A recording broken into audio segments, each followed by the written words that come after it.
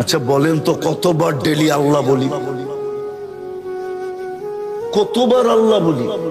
এই মজমায় কেউ বলুক যে আমি ডেলি 100 বার 1000 বার আল্লাহ বলি, 200-400 বার আল্লাহ বলি।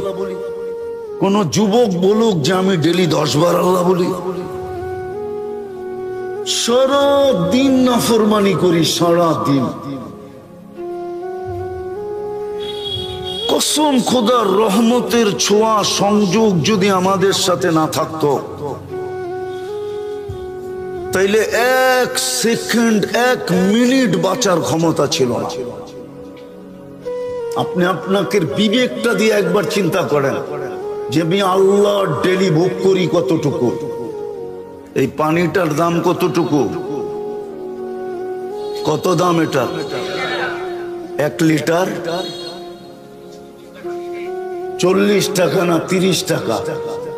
যদি পানির দামে অক্সিজেন কিনতে হতো তাহলে ডেলি 16,500 টাকা অক্সিজেনের বিল দিতে হতো। শুধু যদি পার লিটার 30 টাকা কিনতে হতো, ডেলি আমরা 550 লিটার অক্সিজেন নেই। বিশ্বাস না হলে এখন নেটে সার্চ দেন আর WHO কে জিজ্ঞেস করেন যে পার হেড আমরা ডেলি অক্সিজেন কতটুকু নেই 24 ঘন্টায়। WHO আমার কথাই বলবে 550 লিটার। 1 লিটার 30 টাকা, 550 কে 30 দিয়ে গুণ দেন, দেখেন 16,500 টাকা পার ডে বিল হবে। রহমতের ছোঁয়া না লাগলে আপনাকে বিনা পয়সায় দিতেছে তো দিতেছে কি করে? মাসে তো 4,95,000 টাকা বিল হতো পানির দামে কিনলে। পানির দামে 1 পয়সা যদি শ্বাসের বিল হইতো। অথচ আমি রূপগঞ্জে বসা বলতেছি, রূপগঞ্জে, থানা তো রূপগঞ্জ, ঠিক না? হ্যাঁ, বাংলাদেশের প্রথম সারির শিল্পপতি যমুনার মালিক আমাদেরকে শিখায়া গেছেন করুণা লগ্নে 2020-এ স্বাভাবিক শ্বাসের দাম কত, স্বাভাবিক শ্বাস নেওয়ার দাম কত শিখায়া গেছিলেন। উনি ডাক্তারের টিমকে বলছিল, চায়নার ডাক্তারের টিমকে, যখন ভেন্টিলেটর চলতেছিল, যে আমাকে স্বাভাবিক শ্বাস নিতে দাও, এন্টার কোম্পানি আমি তোমাদের নামে লেখা দিব। পেপারে আছে, পেপারে, ওনারা জানে পেপারে আসছে। পার শ্বাসে যদি 1 পয়সা বিল নিতেন তাহলে পার ডে 1600 টাকা বিল দিতে হতো। আমরা 1,60,000 বার শ্বাস নেই, ছাড়ি আর নেই 1,60,000 বার। 1 পয়সা 1,60,000 পয়সায় 1600 টাকা হয়। মাসে 48,000 টাকা বিল দিতে হতো। রহমতের ছোঁয়া যদি না লাগতো, রহমত যদি আমার সাথে সংযুক্ত আমাদের সাথে না হইতো, তাহলে কোনদিন আল্লাহ আমাদেরকে শ্বাস নিতে দিতেন না। 24 ঘন্টা না ফরমানি, শ্বাস নিবে আল্লাহ, ওই আল্লাহ যিনি পাওয়ারফুল। আল্লাহ তো দৃষ্টি আকর্ষণ করছে, আমার পাওয়ার দেখবি। আল্লাহ পাওয়ার শোনাইছে, ওয়াদাতু আমরি আলাস সামাওয়াতি ফাস্তাকাল্লাত। আমি হুকুম অর্ডার রাখতে দেরি, আকাশ স্থির হইতে দেরি করে নাই। শুধু হুকুম দিয়ে দাঁড় করায় দিছি। 6টা 7টা সাবা সামাওয়াতিন তিবাকা, একের থেকে একটার পর একটা 7টা। আবার দূরত্ব কতটুকু? 500 বৎসরের রাস্তা। মোটা কতটুকু? 500 বৎসরের রাস্তা। একটা আরেকটার সামনে বড় কত? প্রথমটা দ্বিতীয়টার সামনে দুনিয়ার বাংলাদেশের কোন বিশ্বকাপ খেলার কোন ফুটবল মাঠ নাই, নাই, নাই। বলুক, জিজ্ঞাসা করেন তো আছে কিনা? আছে কি কয় নাই? বিশ্বকাপ খেলার কোন ফুটবল মাঠ বাংলাদেশে নাই। কেননা বিশ্বকাপ যেখানে হবে ওটার জন্য 2 থেকে 2.5 লক্ষ কমসে কম ধারণ ক্ষমতা হইতে হবে, দর্শনার্থীর ধারণ ক্ষমতা হইতে হবে। নাই, দুনিয়ার সবচেয়ে বড় মাঠের মধ্যখানে ফুটবলটা রাখলে মাঠের তুলনায় ফুটবলটা যেরকম ছোট, প্রথম আকাশটা দ্বিতীয়টার সামনে এরকম ছোট, দ্বিতীয়টা তৃতীয়র সামনে, তৃতীয়টা চতুর্থের সামনে, চতুর্থটা পঞ্চমের সামনে, পঞ্চমটা ষষ্ঠের সামনে, ষষ্ঠটা সপ্তমের সামনে। চলেন আপনাদের একটু সাত আকাশের উপরে ঘুরায় নিয়ে আসি। ফাওকা সাবঈ সামাওয়াতিন বাহার, 7 আকাশের উপরে সমুদ্র প্রবাহমান। উমুকুহু কামা বাইনাস সামাই ওয়াল আরদ, আকাশ জমিনের দূরত্ব যতটুকু এতটুকু হলো সমুদ্রের গভীরতা। ফিহি সামানিয়াতু আওয়াল, এর ভিতরে 8 ফেরেশতা দাঁড়ানো। মা ওয়াসালা মাউল বাহরি ইলা রুকবাতিহিন্না, হাঁটু পর্যন্ত সমুদ্রের পানি আসে নাই। 2 জনের দূরত্ব হলো 50 আলফা সানা, 50,000 বৎসরের রাস্তা। এক এক কান্দা হইলো মিন শাহমাতি উদুনিহি ইলা আতিকিহি সাবু মিয়াতি আম, এক এক কান্দা হইলো 700 বৎসরের রাস্তা। আলা আনাকিহিম আরশুর রহমান, এদের কাঁধে আল্লাহর আরশ। আর কোরআন বলে ওয়াকানা আরশুহু আলাল মা, আল্লাহর আরশ পানির উপরে। শুধু হুকুম দিয়ে দাঁড় করায় দিছে। উনি হলেন আল্লাহ, শুধু আকাশ না। বাকি হাদিস লম্বা, ওয়াদাতু আলাল আরদি ফাস্তাকাররাত, আল্লাহ বলে জমিনের উপরে হুকুম রাখতে দেরি, পানির উপরে বাসমান হইতে দেরি হয় নাই। আমাদের নিচে পানি আর পানি, পাইপ গাললে পানি উঠে কোত্থেকে? পানি না হলে পানির উপরে বিছায়া রাখছেন। এটা উপরের লেয়ারটা পানির উপরে বিছানো, যেটার উপরে আমাদের বসবাস। হুকুম দিয়ে বসায় রাখছেন পানির উপরে। এরকম লম্বা হাদিস যার এতটুকু পাওয়ার, আপনি সারাদিন নাফরমানি করবেন আর সারাদিন শ্বাস নিবেন, এটা পসিবল হয়তো হয় কি করে? শুধু রহমতের ছোঁয়ার কারণে। কি রহমতের? ওলামা আমার সাথে একমত হবে, রহমান আর দুনিয়া, আল্লাহ দুনিয়ায় সবার জন্য দয়ালু, রহমতের ছোঁয়া লাগায় রাখছেন। এই জন্য 24 ঘন্টা অক্সিজেন ব্যবহার করি, 1 পয়সা বিল নেন না। 24 ঘন্টা শ্বাস নেই, 1 পয়সা বিল নেন না। 24 ঘন্টা সেবা দিতেছেন, 1 পয়সা বিল নেন না। আমি শরীরটাকে খুলতে পারি আর মিলায়া দিতে পারি বর্তমান প্রযুক্তির সাথে। যে বিল দিয়ে এটা চালাইতে হইলে, প্রযুক্তি দিয়ে চালাইতে হইলে আমি মিলাইতে পারবো। ডেলি 1 কোটি টাকা আপনাকে ব্যয় করতে হতো, যদিও সবচেয়ে কম দাম ধরি। কসম খোদা, মিলায় দেওয়া যাবে। শিক্ষিত মানুষ ওনারা, আমি বুঝাইতেছি আপনাদেরকে। ডেলি 80,000 বার আপনার আমার ভিতর থেকে কার্বন ডাই অক্সাইড বাইর করে। কতবার? 80,000 বার আপনি শ্বাস নেন, অক্সিজেন যায়। 80,000 বার শ্বাস ছাড়েন, কার্বন ডাই অক্সাইড বের। দুনিয়াতে কোনো মেশিন বাহির হয় না এখনো। বিজ্ঞানের হাত ওই পর্যন্ত লম্বা হয় নাই যে কোনো মেশিন আবিষ্কার করছে কারো ভিতরে যদি কার্বন ডাই অক্সাইড জমা হয়ে যায়, মেশিন দিয়ে এটাকে কিউর করবে। রব্বে কাবার কসম, এখন পর্যন্ত কোনো মেশিন আসে না। বলুক ওনারা আসছে কিনা, এখন সার্চ দিয়া বলুক, বিজ্ঞানকে জিজ্ঞাসা করুক, আসে নাই। আল্লাহ ডেলি 80,000 বার আমাদের ভিতর থেকে কার্বন ডাই অক্সাইডকে বের করে। 24 ঘন্টা যদি বাহির না করে, তো 25তম ঘন্টায় আপনার জানাজা হবে, এতে কোনো সন্দেহ নাই।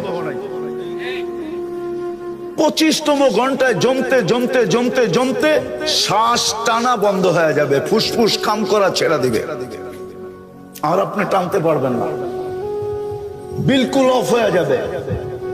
তো যেটা বুঝাইতেছিলাম, রহমতের ছোঁয়া লাগলে লাগা আছে বিদায় আমরা এখনো বেঁচে আছি, এখনো চলতেছি। নাইলে একটা কথা আপনি বলেন, আমি লম্বা করব না, ওয়াজ অনেকক্ষণ ধরে আমি শুনতেছিলাম ঘরে বসা বসা, আর লম্বার প্রয়োজনও নাই। অল্পতে যদি বোঝে তাইলে বোঝা সহজ। অল্পতে আপনি বলেন 99টা পদের মালিক যিনি, সেবা বাদ দিলাম, 24 ঘন্টা সেবা করে কে আমাদেরকে?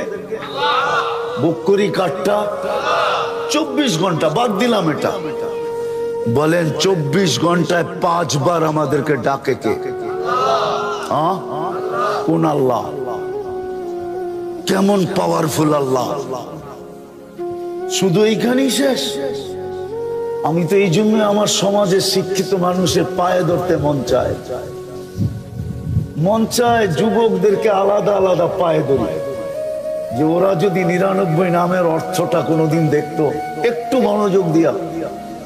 সারা দিনই তো ওরা নেটে থাকে, সারা দিনই তো ওরা গুগলে থাকে, সারা দিনই তো ওরা ইন্টারনেটের সংযোগ ওদের সাথে থাকে। ইন্টারনেট ছাড়া তো ওদের চলে না, খাওয়া ছাড়া তো চলে, কিন্তু ইন্টারনেট না হইলে তো যুবকদের চলে না, ঠিক না? 2 বেলা না খায়া থাকতে পারবে, কিন্তু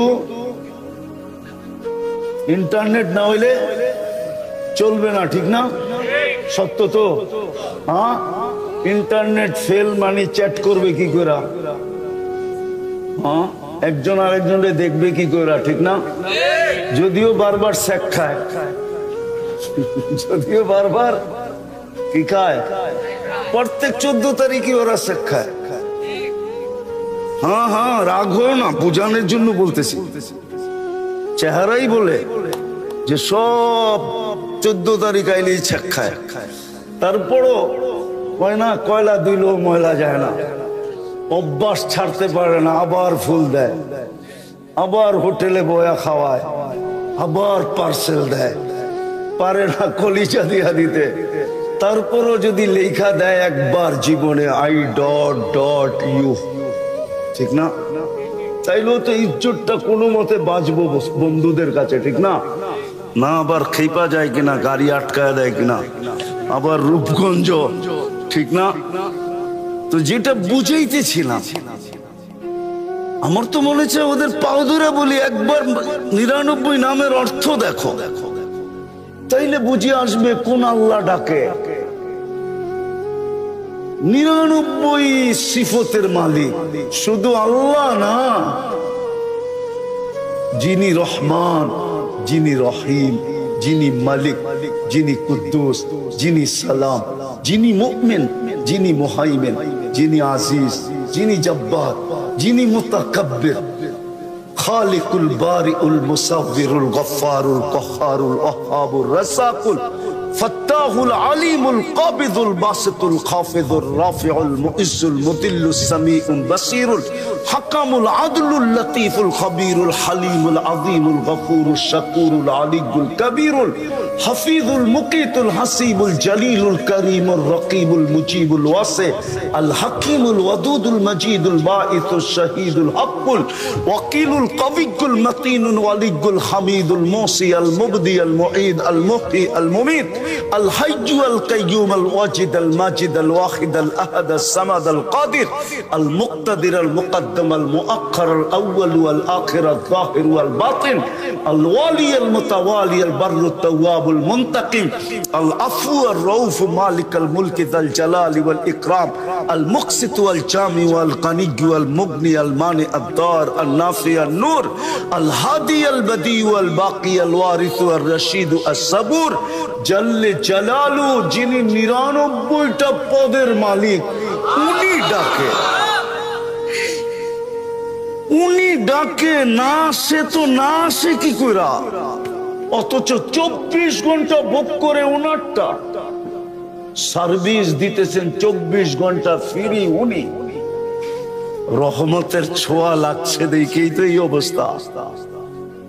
রহমতের ছোঁয়া না লাগলে একদিনও পারতেন না, হ্যাঁ হ্যাঁ, এই জন্যই তো ওলামা লিখতে বাধ্য হয়েছে রহমান আর দুনিয়া।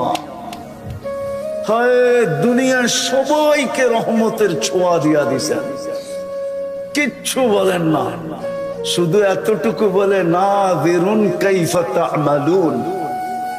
আল্লাহ বলে আমি তাকায় তাকায় দেখি তুই করিস কি, কি করিস, শুধু আমি দেখতে থাকি আর চিৎকার দিতে থাকি, মান গাররাকা বিরাব্বিকাল কারীম। আমার মতো দয়ালু রব থেকে তোকে দূরে সরাইলো তো সরাইলো কে? আবার এটাও বলেন কুতিলাল ইনসানু মা আকফারা, ও মানুষ, সৃষ্টির ভিতরে তোরে শ্রেষ্ঠত্ব দিলাম, তুই অকৃতজ্ঞ হস কি কইরা? সব অকৃতজ্ঞ হয়ে গেলে মনকে বুঝানো যেত, যুক্তি ছিল যে আল্লাহ কোন সৃষ্টির কোনো বিনিময় নাই, কোনো প্রতিদান নাই, কোনো জান্নাত নাই, কোনো জাহান্নাম নাই। আমাদের প্রতিদান আছে, প্রতিদান। আমাদেরকে কিনবেন তো জান্নাত দিয়া কিনবেন। আল্লাহ ঘোষণা দিছে আমি জান্নাত দিয়া কিনবো, কাগজ দিয়া না।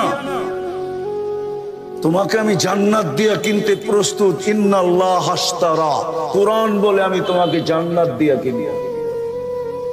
তোমার প্রতিদান আছে, তুমি সুবহানাল্লাহ বলতে দেরি, সৌরজগৎ অর্ধেক নেকি দিয়া ভরতে দেরি হয় না। অথচ সমগ্র সৃষ্টি জন্ম লগ্ন থেকে নিয়ে কিয়ামতের সকাল পর্যন্ত আল্লাহর গুণগান গাবে, গাইতেছে, গাইতে ছিল, গাইতে থাকবে। এক সেকেন্ডের জন্য বিমুখ হওয়া এদের জন্য সুযোগ নাই। লা ইয়াগফাল ওয়ালা ইয়ালতাফিত, এদিক ওদিক তাকানোর সুযোগ নাই, বিমুখ হওয়ারও সুযোগ নাই। তারফাতা আইন, চোখের পলক জপতে যতটুকু সময় লাগে এতটুকু সময়ের জন্য। আল্লাহ বলে সবগুলা যদি জমা করি তোর এক সুবহানাল্লাহর সামনে বিন্দুও হবে না, বিন্দু। এত বড় বিনিময় দিতেছেন।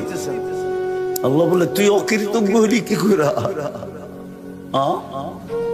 ওই আল্লাহর রহমতের ছোঁয়া আছে দেখা, নাইলে 5 বার ডাকে কে? কে ডাকে? নিজের জন্য ডাকে? আমার জন্যই তো ডাকে। আমাকে মূল্যায়িত করার জন্য, মূল্যবান বানানোর জন্যই তো ডাকে। আমাকে মূল্যায়িত করার জন্যই তো ডাকে। আমাকে দামি বানানোর জন্যই তো ডাকে। আমাকে সৃষ্টির সেলুট পাওয়ার জন্য ডাকে।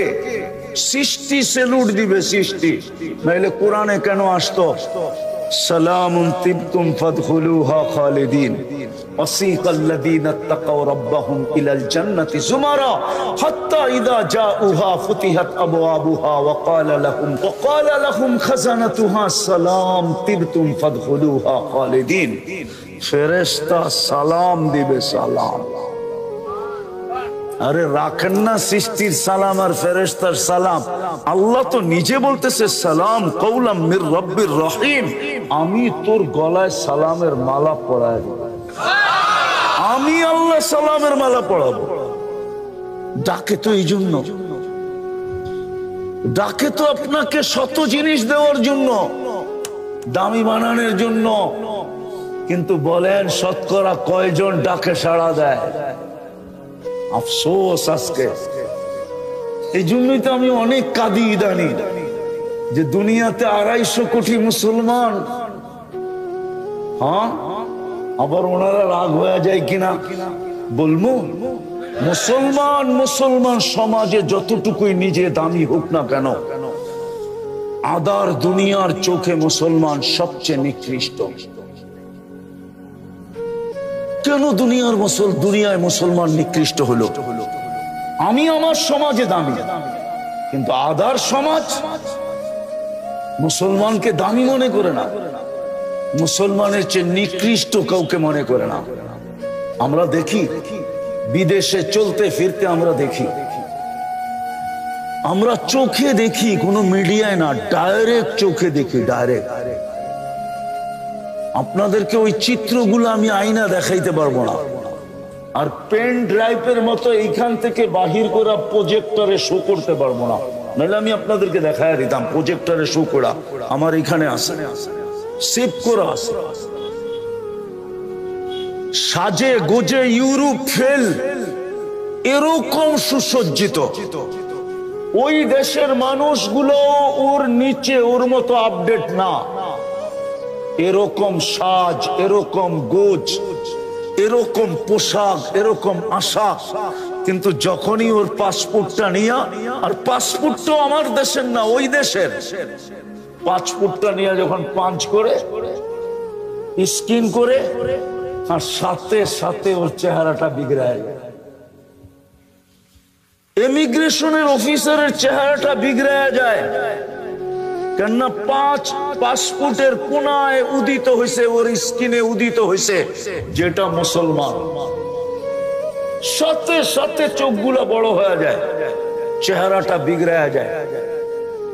10-15 মিনিট পর্যন্ত ওকে দেখতে থাকে, তারপরে মনে লাগলে পাসপোর্ট দিয়া বলে ওকে যাও তুমি, আর নাইলে বলে আরো দাঁড়াও। আমি চিনি বাংলাদেশের মহারথীদেরকে, শুধু বাংলাদেশের না, যারা ওই দেশের ন্যাশনালিটি আমরা আমি অনেককে চিনি। প্রত্যেকবারই তো ফ্লাইটে কাউকে না কাউকে দেখি। আপনাদেরকে আমি বুঝানোর জন্য বলতেছি, আজকে আমাদের এই দুরবস্থা কেন? 250 কোটি মুসলমান। বিবেকের পর্দা খোলেন, কাজে দিবে। যুবক তোমরাও খোলো, কাজে দিবে। কসম খোদার, আমার কথা বিশ্বাস করো।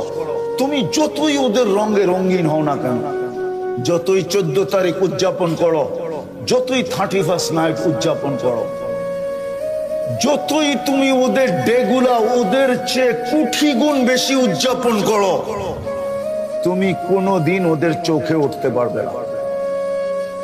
চোখে উঠা বোঝো? কোনদিন তুমি ওর কাছে প্রিয় পাত্র হইতে পারবে না, না, না, না, না। কেননা ও জানে তুমি জন্ম নিতে দেরি, তোমার কাজে আজান একামত দিতে দেরি হয় নাই। আর ওটা আজান একামত ছিল না।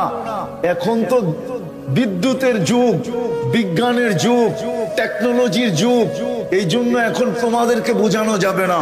কিন্তু কিছু বৃদ্ধ লোক আছে, ওদেরকে বোঝানো যাবে এখনো, যারা এক সময় শীতের দিন তুষের আগুন পোহাইতো। আমাদের দেশে তুষের আগুন কি পোহাইতো না? শীতকালে তুষের আগুন দেখা যেত উপর দিয়া, বিলকুল আগুন নাই। মা বোনরা একটা কাঠি রাখতো, উপর দিয়া বিলকুল আগুন শেষ হয়ে যেত, ভিতর থেকে আবার খুঁটা খুঁটা আগুনটাকে উপরের দিকে আনতো। ওরা জানে প্রথম আজান একামতে তোমার ভিতরে একটা আগুন ঢুকায়া দিছে। কয়লা ভাঙলে যেরকম ওর পেটের ভিতরে আগুন দেখা যায়, তোমার ভিতরে ওই আজান একামতওয়ালা আগুন আছে, যেটা দুনিয়ার কেউ নিভাইতে পারবে না। এই জন্য তুমি যতই রঙে রঙিন হও, তোমাকে কোনোদিন ওরা ভালোবাসা দিবে না। যদি দিত, তাহলে আমার ছেলেরা লাশ কেন হইতো? বলো, আরে বলো না। ইউরোপে যেইতে লাশ হয়ে দেশে ফিরতো কেন? সমুদ্রে কেন লাশ হইতো? সমুদ্রে কেন কবর হইতো? 30 লাখ টাকা কেন দিতে হইতো? 50 লাখ টাকা দিয়ে মেক্সিকোর বর্ডার কেন পার হইতে হয়? আমি 1-2জনকে চিনি না, শত শত জনকে চিনি যারা মেক্সিকোর বর্ডার দিয়ে আমেরিকাতে ঢুকছে। কেন ঢুকতে হতো? পোশাক আশাকে তো ওদের মতোই ছিল, চাল চলন তো ওদের মতোই ছিল। বিদায় আমি যেটা বুঝাইতে চাইতেছিলাম, রহমতের ছোঁয়া লাগা আছে, বিদায় বেঁচা আসি, নাইলে আমাদের বাঁচার কথা না।